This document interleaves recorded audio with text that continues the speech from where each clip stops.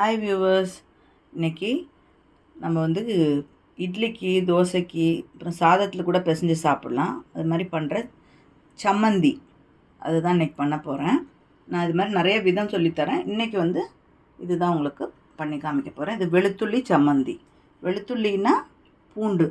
இதை வச்சு நம்ம எப்படி சம்மந்தி அரைக்க போகிறோம், தட் இஸ் துவையல் அரைக்க போகிறோன்னு காமிக்கிறேன்.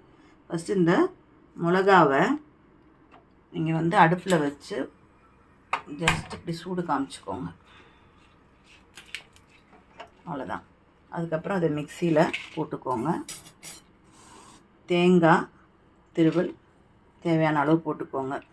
கொஞ்சம் காரமாக இருந்தால் நல்லாயிருக்கும் சட்னி, துவையல்.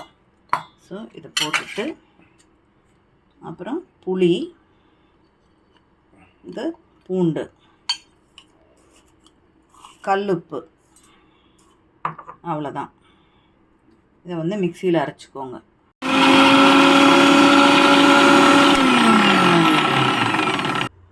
வெளுத்துள்ளி சம்மந்தி ரெடி ஆகிடுச்சு.